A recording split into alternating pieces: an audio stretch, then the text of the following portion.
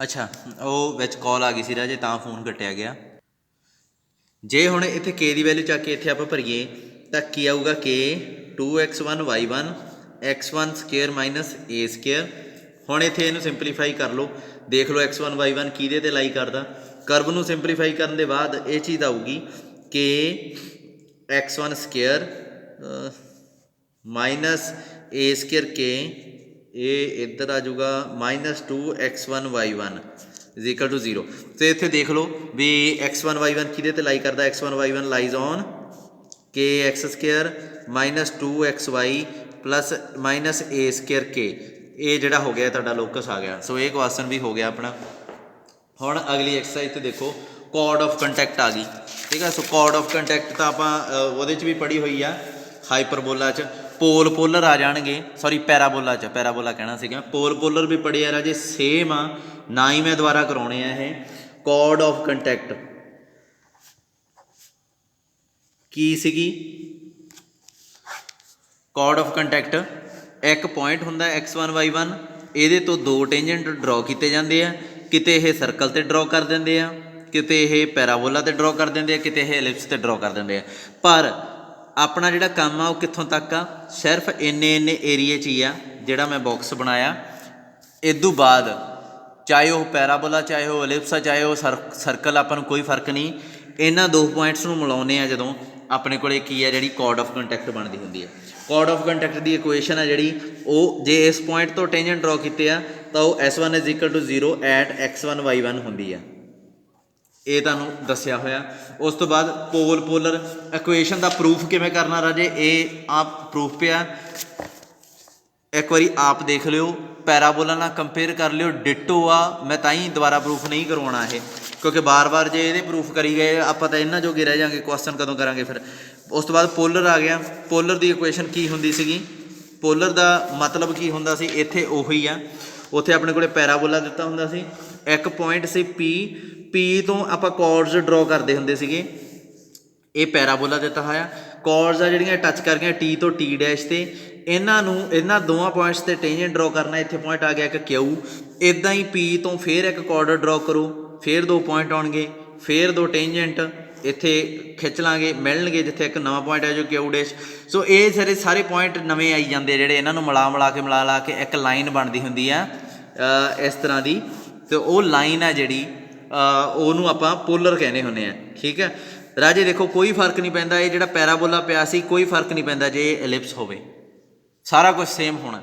सो polar की equation की हुंदी सी, ये भी तुहानूं याद होऊगी, वो भी हुंदी सीगी S1 at S1 0 0 at a polar आ x1 y1 उस पॉइंट ते ही फिर आप कैलकुलेट कर लेंदे हुंदे सीगे, ठीक है। पोल किवें कैलकुलेट करीदा गिवन लाइन ते, ये राजे सारे पैराबोला वाला काम मैं दोबारा नहीं करवाना। ये आर्टिकल 18 जिहड़ा पोल ऑफ गिवन लाइन, ये डिटो उस तरीके नाल कीता होया जिवें पैराबोला च कीता सीगा।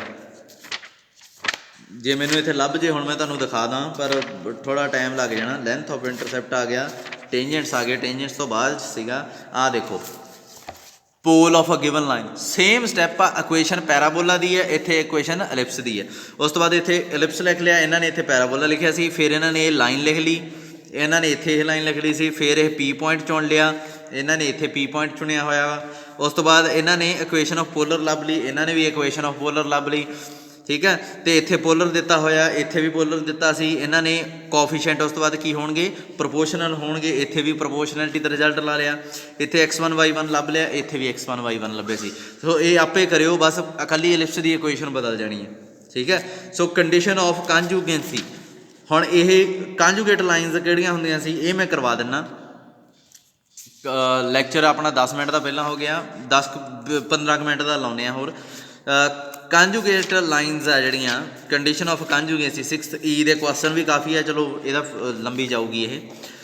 आपां कंजुगेसी, कंजुगेट लाइनस किहड़ियां हुंदियां सी, जदों इहदा पोल उस लाइन चों पास करदा, जिवें एक पोल आ, इहदी लाइन की है L, जानी कि पोलर PL कह लो, पी के एक पोल आ, इहदी लाइन हैगी K।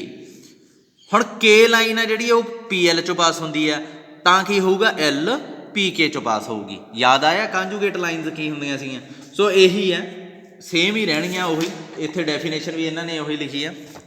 To lines are said to be conjugate lines with respect to ellipse, उत्थे पैराबोला सी। If the pole of first line, पहली लाइन का pole with respect to this ellipse lies on the second line, ਜਾਂ ਇਹ कह लो कि पोल पहली line का दूसरी लाइन चो पास करे, ਜਾਂ सॉरी दूसरी लाइन पहली लाइन के पोल चो पास करे, and the pole of second line lies on first line, ਉਹਦਾ पोल ਉਹਦੇ ਤੇ ਲਾਈ करे, ਉਹਦਾ पोल ਉਹਦੇ ਤੇ ਲਾਈ करे, ਇਹਨੂੰ ਆਪਾਂ ਕਹਿੰਦੇ ਆ ਕਾਂਜੂਗੇਟ ਲਾਈਨਸ ਕਹਿ ਦਿੰਦੇ ਆ, ਇੱਕ ਦੂਜੇ ਦੇ ਕਾਂਜੂਗੇਟ।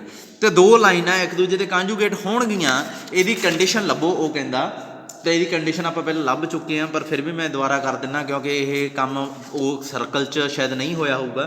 ठीक है, सो गिवन लाइन्स केड़ियां, given equation of lines are एक ये L x M y plus N is equal to 0, L dash x M dash y plus N dash is equal to 0। ठीक है, आप मन देखना भी कंडीशन, कंडीशन की होंगी है L L dash M dash N N dash में कोई रिलेशन, आप रिलेशन लभ के दिखाना। ठीक है बई, की हो सकता भी ये दोनों ही लाइना कंजुगेट होन। Given equation of para ellipse, ellipse given equation of ellipse की है X square over A square Y square over B square is equal to 1। ठीक है, हम पोल ऑफ 1 2 ਆਪਾਂ ਕੀ ਕਹਿੰਦੇ, ਆਪਣੇ ਕੋਲ ਕੀ ਹੈ, ਇਹਦਾ ਪੋਲ ਇਹਦੇ ਤੇ ਲਾਈ ਕਰਦਾ, ਇਹਦਾ ਪੋਲ ਇਹਦੇ ਤੇ ਲਾਈ ਕਰੇ, ਇਹੀ ਹੈ ਨਾ। ਪਹਿਲੇ ਤਾਂ ਆਪਾਂ ਮੰਨ ਲਿਆ ਵੀ ਇਹ ਕੰਜੂਗੇਟ ਲਾਈਨਾਂ ਹੈਗੀਆਂ। ਕੰਜੂਗੇਟ ਲਾਈਨਾਂ ਹੋਣ ਨਾਲ ਕੀ ਹੋਊਗਾ, ਜਦੋਂ ਵੀ ਕੰਡੀਸ਼ਨ ਪ੍ਰੂਵ ਕਰੀਦੀ ਹੈ ਨਾ, ਸਭ ਤੋਂ ਪਹਿਲਾਂ ਇਹੀ ਚੀਜ਼ ਮੰਨ ਲਈਦੀ ਹੁੰਦੀ ਹੈ, ਜਿਹੜੀ ਚੀਜ਼ ਵਾਸਤੇ ਕੰਡੀਸ਼ਨ ਲੱਭਣੀ ਆ ਉਹ ਚੀਜ਼ ਹੈਗੀ ਆ, ਜਿਹੜੀ ਚੀਜ਼ ਵਾਸਤੇ ਕੰਡੀਸ਼ਨ ਲੱਭਣੀ ਆ ਉਹ ਚੀਜ਼ ਹੈਗੀ ਆ। ਹੁਣ ਇਹ ਲਾਈਨਾਂ ਕੰਜੂਗੇਟ ਹੋਣ, ਕੰਡੀਸ਼ਨ ਲੱਭੋ, ਤਾਂ ਆਪਾਂ ਇਹਨਾਂ ਨੂੰ ਕੰਜੂਗੇਟ ਹੀ ਮੰਨ ਲਾਂਗੇ, ਕੰਡੀਸ਼ਨ ਆਪੇ ਬਣ ਜਾਂਦੀ ਹੁੰਦੀ ਹੈ। ਜੇ ਕਹਿੰਦੇ ਆ find the condition that these two lines are perpendicular, so condition ਬਾਅਦ ਚ ਲੱਭੀ ਜਾਂਦੀ ਹੈ, ਪਹਿਲਾਂ ਆਪਾਂ ਨੂੰ ਇਹਨਾਂ ਨੂੰ ਪਰਪੈਂਡੀਕੂਲਰ ਮੰਨਣਾ ਪੈਣਾ, ਕੰਡੀਸ਼ਨ ਬਾਅਦ ਚ ਆਉਂਦੀ ਹੁੰਦੀ ਹੈ। ਠੀਕ ਹੈ, ਸੋ ਇੱਥੇ ਇਹਦਾ ਪੋਲ ਮੰਨ ਲੈਂਦੇ ਆ, ਲੈਟ x1 y1 ਬੀ ਦਾ ਪੋਲ ਆਫ 2। ਇਹਨੇ ਨਾ ਇਹ ਜਿਹੜੀ ਐਕਸਰਸਾਈਜ਼ ਹੈ ਏਡੀ ਵੱਡੀ ਪਤਾ ਕਿਉਂ ਆ, ਕਿਉਂਕਿ ਇਹਨੇ ਕਈ ਸਾਰਾ ਕੰਮ ਇਹਦੇ 'ਚ ਹੀ ਕਰਤਾ। ਮਿਡ ਪੁਆਇੰਟ ਵੀ ਇਹਦੇ 'ਚ ਹੀ ਲੈ ਆਇਆ, ਕੋਡ ਆਫ ਕੰਟੈਕਟ ਵੀ ਇਹਦੇ 'ਚ ਹੀ ਲੈ ਆਇਆ, ਪੋਲਰ ਵੀ ਇਹਦੇ 'ਚ ਹੀ ਲੈ ਆਇਆ। ਇਸੇ ਐਕਸਰਸਾਈਜ਼ ਉਹ ਲਿਆਇਆ ਵੀ ਤਾਂ ਕਿਉਂਕਿ ਉਹਨੂੰ ਪਤਾ ਇਹਨਾਂ ਨੇ ਪਹਿਲਾਂ ਪੜ੍ਹ ਲਿਆ ਇਹ, ਤੇ ਉਹਨੇ ਇਕੱਠਾ ਹੀ ਕਰਤਾ ਇੱਕ ਤਰੀਕੇ ਨਾਲ ਸਾਰਾ ਕੰਮ। ਪੋਲ ਆਫ 2 ਵਿਦ ਰਿਸਪੈਕਟ ਟੂ, ਇਹਨੂੰ 3 ਮੰਨ ਲਓ, ਵਿਦ ਰਿਸਪੈਕਟ ਟੂ 3 ਪੈਰਾਬੋਲਾ ਕੀ ਆਊਗਾ, ਪੋਲ ਮੰਨ ਲਿਆ ਇਹਨੂੰ, ਇਹਦਾ ਪੋਲਰ ਕੀ ਹੋਊਗਾ 2 ਦਾ ਪੋਲਰ 2 ਦੇ 2 ਕੀ ਹੈ, ਚਲੋ ਛੱਡੋ, ਇਹ ਪੁਆਇੰਟ ਆ, ਇਹ 2 ਦਾ ਪੋਲ ਮੰਨ ਲਿਆ, ਜਾਣੀ ਕਿ ਇਹਦਾ ਪੋਲਰ ਕੀ ਹੋ ਗਿਆ 2 ਹੋ ਗਿਆ। ਲਾਈਨ ਦਾ ਪੋਲ ਹੁੰਦਾ ਜਿਵੇਂ ਬੰਦੇ ਦੇ ਸਰੀਰ ਦਾ ਇੱਕ ਸਿਰ ਹੁੰਦਾ, ਸਿਰ ਹੈ ਤਾਂ ਸਰੀਰ ਹੁੰਦਾ, ਉਵੇਂ ਪੋਲ ਤੇ ਪੋਲਰ ਜੁੜੇ ਹੁੰਦੇ ਆ। ਇਹ ਪੋਲ ਮੰਨ ਲਿਆ 2 ਦਾ, ਇਹਦਾ ਮਤਲਬ ਇਹ ਇਹਦਾ ਪੋਲਰ ਹੋ ਗਿਆ। ਪਰ ਇਹਦਾ ਪੋਲਰ ਤਾਂ ਆਪਾਂ ਹੋਰ ਤਰੀਕੇ ਨਾਲ ਵੀ ਲੱਭ ਸਕਦੇ ਹਾਂ। ਉਹ ਕੀ ਹੁੰਦਾ, equation of polar of x1 y1 is ਕੀ ਆਊਗਾ, x1 y1 with respect to 3। ਤੁਸੀਂ ਨਾ ਆਰਟੀਕਲ ਆ ਜਿਹੜਾ ਇਹ ਬੁੱਕ ਤੋਂ ਦੇਖ ਕੇ ਕਰਿਓ, ਮੈਂ ਵਰਡਿੰਗ ਇੰਨੀ ਨਹੀਂ ਲਿਖਣੀ। ਠੀਕ ਹੈ, ਤੇ ਸਿੱਧਾ ਕਰਨ ਲੱਗਾ x1 a square y1 b square is equal to 1, ਇਹ ਆ ਗਿਆ ਪੋਲਰ। ਪਰ ਇਹ ਕੀ ਹੈ, ਇਹਦਾ ਪੋਲਰ ਤਾਂ 2 ਸੀ, ਆ ਕੀ ਗਿਆ ਆਹਾ। ਸੋ ਇਹਦਾ ਮਤਲਬ ਕੀ ਹੈ, ਇਹਨੂੰ 4 ਲੈ ਲਓ, ਇਹਦਾ ਮਤਲਬ 2 ਐਂਡ 4 ਕੀ ਹੋ ਗਏ, ਸੇਮ ਹੋ ਗਏ। ਤੁਸੀਂ ਐਂ ਪੇਪਰ 'ਚ ਨਹੀਂ ਲਿਖ ਸਕਦੇ ਇਕੁਅਲ ਜਿਹਾ ਪਾ ਕੇ, ਬੁੱਕ ਤੋਂ ਦੇਖ ਕੇ ਲਿਖਿਓ। 2 ਤੇ 4 ਸੇਮ ਆ, ਤੇ ਇਹਦਾ ਮਤਲਬ ਕੀ ਹੈ, ਇਹਨਾਂ ਦੇ ਕੋਐਫੀਸ਼ੀਐਂਟ ਪ੍ਰੋਪੋਰਸ਼ਨਲ ਹੋਣਗੇ। ਸੋ x ਦਾ ਕੋਐਫੀਸ਼ੀਐਂਟ ਕੀ ਹੈ, x1 ਬਾਈ a ਸਕੇਅਰ, ਇੱਥੇ x ਦਾ ਕੀ ਹੈ, l ਡੈਸ਼,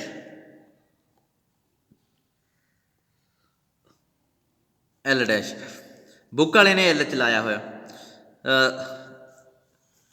ਚਲੋ ਛੱਡੋ, ਹੁਣ ਆਪਾਂ ਹੀ ਚੱਲਦੇ ਹਾਂ। y1 ਬਾਈ b ਸਕੇਅਰ ਇੱਥੇ ਲਾ ਲਿਆ m ਡੈਸ਼, ਤੇ ਇਹਨੂੰ ਇੱਧਰ ਲਿਆਉਣਾ ਪਹਿਲਾਂ ਇਜ਼ ਇਕੁਅਲ ਟੂ 0। ਹੁਣ ਕੀ ਆਊਗਾ, ਮਾਈਨ ਕੌਂਸਟੈਂਟ ਟਰਮ -1, ਇੱਧਰ ਕੀ ਹੈ n ਡੈਸ਼। ਸੋ ਇੱਥੇ x1 ਦੀ ਵੈਲਿਊ ਆ ਗਈ -a square l by n, ਇੱਥੇ ਡੈਸ਼ ਡੈਸ਼ ਆ ਜਾਊਗਾ, n ਆਉਂਦਾ n ਡੈਸ਼। ਇਹਨਾਂ ਦੋਵਾਂ ਤੋਂ ਕੱਢ ਲਈ। ਹੁਣ ਇਹਨਾਂ ਦੋਵਾਂ ਤੋਂ ਕੱਢੋ y1 ਦੀ ਵੈਲਿਊ, ਇਹ ਆ ਜੂ -b square m dash over n dash. So pole of 2 ਆ ਗਿਆ, ਪੋਲ ਆਫ 2 ਜਿਹੜਾ x1 y1 ਮੰਨਿਆ ਸੀ ਉਹ ਕੀ ਆ ਗਿਆ, a square by l dash n dash minus B square M dash N dash. हुण 2 का पोल किहदे ते लाई करदा 1 ते कर दो फिर पुट, आपे कंडीशन बन जूगी। सो ये पॉइंट नूं चक के 1 च पुट कर दो, की आऊगा अपने कोले एल एक्स की जगह ते की आ गया a square L dash N dash, M y की जगह ते की आ गया b square M dash N dash, N is equal to 0। हुण इहनूं सिंपलीफाई करो, प्रोडक्ट करो, ये तुहाडा आ जाऊगा एन डैश नाल प्रोडक्ट करके डिवाइड कर दो, ये आ जाऊगा a square L L dash b square M M dash ते इत्थे आ जाऊगा minus is equal to N N dash. ये सेम बन जूगी जिहड़ी बुक च दित्ती आ, चाहे तुसीं थोड़ा जिहा होर तरीके नाल कीता। आपां इत्थे L dash M dash N dash ला ले, पोल इस लाइन का मन्निया सी ना कि इस दा, सो उन्हें इस दा मन्निया सी, इस च पुट करता, कोई फर्क नहीं पऊगा। 10 मिनट का ये लैक्चर हो गया। अगे देखो, अगे आपां देखो इन्हें मिड पॉइंट ऑफ कॉर्ड यदी इक्वेशन है जी, ये तुहानूं पता ही है की होंदी है, ये होंदी है S1 एट x1 y1 ते S11 x1 y1, मतलब एक बार पॉइंट चक के पुट कर दईदा हुंदा सीधा, ठीक है। तो उस तो बाद ये तुहानूं पता ही है मिड पॉइंट ऑफ किवें लभी दी आ, chord with mid point x1 y1, ये प्रूफ आपे कर लियो राजे, ये तुहानूं सर्कल च करवाया होगा सर ने। तो उस तो बाद इन्ना आ गया, आ देखो पेयर ऑफ टेंजेंट्स, ये भी सर्कल च इहदा प्रूफ होया होया। फिर आपां पैराबोला च भी डिस्कस कर लिया सी भी किवें सर्कल नाल कंपेयर कर करके करना, डिटो सर्कल नाल कंपेयर करके दोबारा तुसीं इहदा प्रूफ कर सकते हो।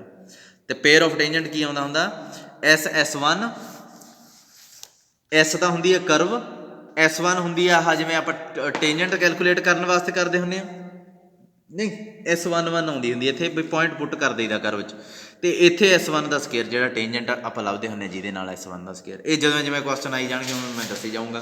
पर राजे कई बारी ना बुक के हिसाब नाल बदल जाता, जिहड़ी स्पैक्ट्रम की बुक आ जिहदे तो आपां कर रहे हैं ना, यह S1 नूं तां लिखदा T टेंजेंट, जिवें टेंजेंट हुंदा टेंजेंट लभदे हुंदे, तो S11 जिहड़ा पॉइंट पुट करन वाला हुंदा उहनूं लिखदा S1, आपां इहनूं S1 लिखदे आ टेंजेंट नूं, ते S आ जिहड़ा करव उहनूं S ही लिखदा है। थोड़ा जिहा यह जिहड़ा हैगा ना स्पैक्ट्रम च आई थिंक ये है जिहड़ा ये प्रसाइज च, मैं प्रसाइज के हिसाब नाल नोटेशन ला रहा वां क्योंकि मेरी शुरू तो यही सीखी हुई है, तो पेपर च तुसीं ये ला सकते हो, ठीक है। ये इन्हां चीज़ां नूं इसे चीज़ नूं इत्थे स्पैक्ट्रम च S1 कह दिंदा है, ठीक है। ये है जिहड़ा S1 हुंदा, ये सारा जिहड़ा इहदा मतलब की है, ये टेंजेंट लभना, जिवें टेंजेंट लभदे हुंदे आ, किवें लभदे हुंदे आ तुहानूं पता है ना। S11 ये की हुंदा पॉइंट पुट करना, पूरी करव दे विच पॉइंट पुट कर देना, इनू प्रिसाइज वाला S11 कहता, ये S1 कह दिंदा, ये करव दोवां च। ये टेंजेंट जिहड़ा स्पैक्ट्रम वाला टेंजेंट लभदा वो T लिख के लभदा, तो किवें लभदा वो तरीका सेम आ, सिर्फ ना अड्ड अड्ड लिखे हुए, ठीक है। चलो अगे चलीए, पेयर ऑफ टेंजेंट्स भी पता लग जूगा। सो पेयर ऑफ टेंजेंट्स हो गए, पेयर ऑफ टेंजेंट मेरे अकॉर्डिंग अपने प्रिसाइज, वैसे आप स्पैक्ट्रम तो कर रहे हैं पर मैं नोटेशन यही लाउना, ये हुंदा pair of tangents the equation, joint equation, कट्ठी इक्वेशन, ठीक है। तो उस तो बाद क्वेश्चनां ते चलीए।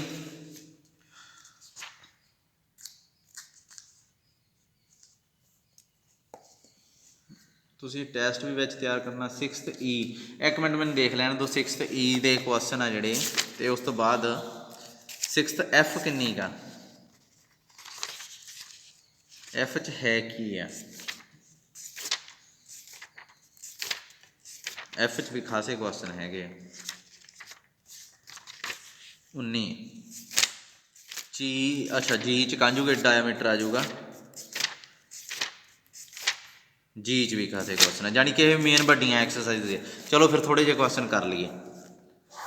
6th E दे क्वेश्चन देखते हैं, आ जिहड़े राजे टेंजेंट पॉइंट ऑफ इंटरसैक्शन, चलो देखते हैं, कर ही लो क्वेश्चन। देखो तुसीं यह जे क्वेश्चन तुसीं पहले बहुत बारी कर लिए आ, पहले दा सैकेंड पार्ट देखो की कह रहा है, इथों स्टेटमेंट पढ़ लो, अपनी बुक तो पढ़ लो भावें। Find the point of intersection of tangents to the ellipse at point where the line X cos alpha y sin alpha p meets it, ਜਾਣੀ ਕਿ ਇੱਕ ਆਪਣੇ ਕੋਲੇ ਐਲਿਪਸ ਆ, ਇੱਥੇ ਇੱਕ ਲਾਈਨ ਇਹਨੂੰ ਮਿਲਦੀ ਆ, ਉਸ ਲਾਈਨ ਦੀ ਇਕੁਏਸ਼ਨ ਇਹਨਾਂ ਨੇ ਲਿਖਤੀ x cos alpha y sin alpha is equal to p, ਇਹਨੂੰ ਮਿਲਦੀ ਆ। ਕਹਿੰਦਾ ਇਹ ਜਿੱਥੇ ਮਿਲਦੀ ਆ ਉੱਥੇ ਦੋ ਟੇਂਜੈਂਟ ਡਰੋ ਕਰ ਲਓ, ਆਪਾਂ ਟੇਂਜੈਂਟ ਡਰੋ ਕਰ ਲਈ। ਕਹਿੰਦਾ ਇਹ ਟੇਂਜੈਂਟ ਜਿੱਥੇ ਮਿਲਦੇ ਆ ਉਹ ਪੁਆਇੰਟ ਪਤਾ ਕਰੋ, ਪੁਆਇੰਟ ਆਫ ਇੰਟਰਸੈਕਸ਼ਨ। ਹੁਣ ਮੈਨੂੰ ਇੱਕ ਗੱਲ ਦੱਸੋ, ਮੈਂ ਜੇ ਇਸ ਪੁਆਇੰਟ ਨੂੰ x1 y1 ਮੰਨ ਲਾਂ ਤੇ ਇਹਦੀ ਕੋਡ ਆਫ ਕੰਟੈਕਟ ਕੀ ਆਊਗੀ? ਇਹਦੇ ਤੋਂ ਦੋ ਟੇਂਜੈਂਟ ਡਰੋ ਕਰੂੰਗਾ ਮੈਂ, ਇਹੀ ਆਉਣਗੇ। ਉਹ ਟੇਂਜੈਂਟ ਜਿੱਥੇ ਮਿਲਦੇ ਇੱਕ ਲਾਈਨ ਡਰੋ ਕਰੂੰਗਾ, ਉਹ ਲਾਈਨ ਜਿਹੜੀ ਹੋਊਗੀ ਉਹ ਕੋਡ ਆਫ ਕੰਟੈਕਟ ਹੋਊਗੀ।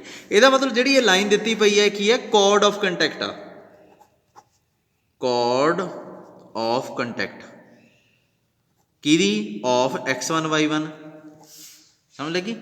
ਸੋ ਆਪਾਂ ਪਤਾ ਕਰਨਾ ਹੁਣ x1 y1, ਇਹ ਤਾਂ ਬਹੁਤ ਸੌਖਾ, x1 y1 ਪਤਾ ਕਰਨਾ ਜੇ ਕੋਡ ਆਫ ਕੰਟੈਕਟ ਦਿੱਤੀ ਹੋਵੇ, ਠੀਕ ਹੈ। ਸੋ ਆਪਾਂ ਇੱਥੇ ਐਂ ਲਿਖਦੇ ਹਾਂ, ਸੋਲਿਊਸ਼ਨ ਇਹਦਾ ਆ ਗਿਆ ਦ ਇਕੁਏਸ਼ਨ ਆਫ ਐਲਿਪਸ, ਐਵੇਂ ਹੀ ਹੈ ਕੁਐਸਚਨ ਇਹਦੇ, ਇਕੁਏਸ਼ਨ ਆਫ ਐਲਿਪਸ। ਤੁਸੀਂ ਇੱਕ ਚੀਜ਼ ਦੇਖੋ ਬਈ, ਜਦੋਂ ਤੁਸੀਂ ਹਾਈਪਰਬੋਲਾ ਕਰਨ ਲੱਗੇ ਨਾ, ਤੁਸੀਂ ਸੇਮ ਹੀ ਸਾਰਾ ਕੁਝ ਕਰਨਾ, ਬਸ ਇੱਥੇ ਪਲੱਸ ਦੀ ਜਗ੍ਹਾ ਤੇ ਉੱਥੇ ਐਂ ਨੈਗੇਟਿਵ ਪਈ ਹੋਊਗੀ, ਸਾਰਾ ਕੁਝ ਸੇਮ ਹੋਣਾ ਉਹਦੇ 'ਚ, ਇੱਥੇ ਪਲੱਸ ਆ ਬਸ। ਤਾਂ ਹੀ ਹਾਈਪਰਬੋਲਾ ਮੈਂ ਪਹਿਲਾਂ ਬੱਚਿਆਂ 'ਤੇ ਹੀ ਛੱਡ ਦਿੰਦਾ ਹੁੰਦਾ ਸੀ, ਪਰ ਕੋਈ ਨਾ ਹੁਣ ਜੇ ਟਾਈਮ ਹੋਇਆ ਜ਼ਰੂਰ ਕਰਾ ਦੂੰਗਾ। ਨਾਓ ਇੱਥੇ ਲਿਖੋ ਦ ਲਾਈਨ ਟੂ, ਲਾਈਨ ਇਹਨੂੰ ਮੰਨ ਲੈਂਦੇ ਆ, ਇਹਨੂੰ 1 ਮੰਨ ਲਓ, ਇਹਨੂੰ 2 ਮੰਨ ਲਓ। ਦ ਲਾਈਨ ਟੂ ਨਹੀਂ, given equation of and given equation of line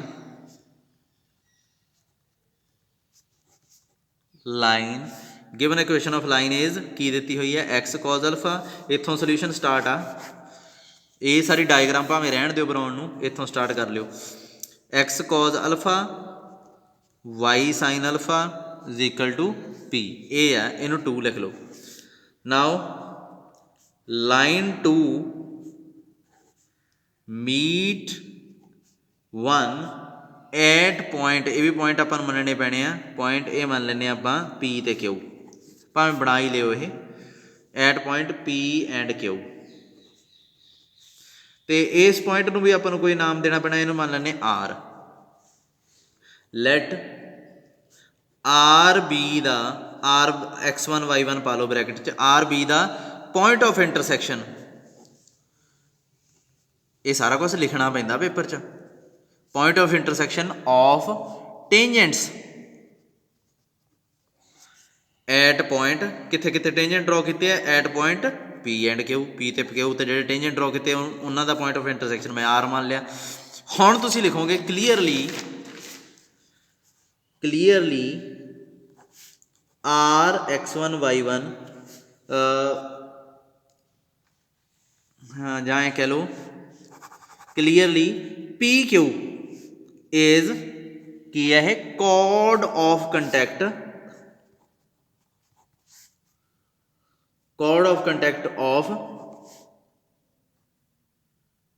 ਕਿਹਦੀ? r ਦੀ, ਠੀਕ ਹੈ। ਕੋਡ ਆਫ ਕੰਟੈਕਟ ਹੋ ਗਈ ਨਾ ਵਿਦ ਰਿਸਪੈਕਟ ਟੂ 1 ਐਲਿਪਸ ਤੇ, ਕਿਉਂਕਿ ਪੀ ਕਿਊ ਕੋਡ ਆਫ ਕੰਟੈਕਟ ਬਣ ਗਈ ਆ ਦੇ। ਨਾਓ ਇਕੁਏਸ਼ਨ ਆਫ ਕੋਡ ਆਫ ਕੰਟੈਕਟ ਕੀ ਹੋਣੀ ਚਾਹੀਦੀ ਹੈ? ਕੋਡ of contact Q P Q is x x1 y square y y1 by b square, ਇਹ ਤਾਂ ਆਪਾਂ ਨੂੰ ਕੱਢਣੀ ਆਉਂਦੀ ਹੈ, is equal to 1 is equal to 0, ਇਹਨੂੰ ਲਿਖ ਲਓ 3। ਕਲੀਅਰਲੀ 2 ਐਂਡ 3 ਆਰ ਸੇਮ, ਕਿਉਂਕਿ ਕੋਡ ਆਫ ਕੰਟੈਕਟ ਤਾਂ ਇੱਕ ਹੀ ਹੈ, ਦਿਖੀ ਜਾਂਦੀ ਗ੍ਰਾਫਿਕਲੀ। ਸੋ ਇੱਥੋਂ ਆਪਾਂ ਇਹਦੇ ਕੋਫੀਸ਼ੀਐਂਟ ਤੇ ਜਿਹੜੀ ਗਿਵਨ ਲਾਈਨ ਆ ਇਹਦੇ ਕੋਫੀਸ਼ੀਐਂਟ ਮਿਲਾ ਲਾਂਗੇ, ਕਿਉਂਕਿ ਇਹੀ ਇਕੁਏਸ਼ਨ ਇਸ ਲਾਈਨ ਦੀ ਹੈ, ਇਸ ਲਾਈਨ ਦੀ ਇੱਕ ਹੋਰ ਇਕੁਏਸ਼ਨ ਆ ਗਈ ਇਹ ਵਾਲੀ। ਸੋ ਇਹਨਾਂ ਦੇ ਕੋਫੀਸ਼ੀਐਂਟ ਪ੍ਰੋਪੋਰਸ਼ਨਲ ਹੋਣਗੇ, ਪਰ ਸ਼ਰਤ ਇਹ ਆ p ਨੂੰ ਇੱਧਰ ਲੈ ਆਓ ਤੇ ਉੱਧਰ 0 ਬਣਾ ਲਓ, ਜਿਵੇਂ ਇੱਧਰ 0 ਬਣੀ ਹੋਈ ਹੈ। ਸੋ ਇੱਥੇ ਆਪਣੇ ਕੋਲ ਕੋਫੀਸ਼ੀਐਂਟ ਪ੍ਰੋਪੋਰਸ਼ਨਲ ਵਾਲਾ ਰਿਜ਼ਲਟ ਲਾ ਦਿਓ, x1 by a ਸਕੁਅਰ, ਉੱਧਰ ਕੀ x ਦਾ ਕੋਫੀਸ਼ੀਐਂਟ cos alpha, ਫਿਰ ਬਰਾਬਰ ਨਹੀਂ, ਇੱਥੇ ਬਰਾਬਰ ਆਊਗਾ ਸੌਰੀ, y1 b ਸਕੁਅਰ ਕੀ ਆ ਗਿਆ? sin alpha, ਇੱਥੇ -1 ਆ ਜਾਊਗਾ, ਉੱਧਰ -p ਆ ਜਾਊਗਾ।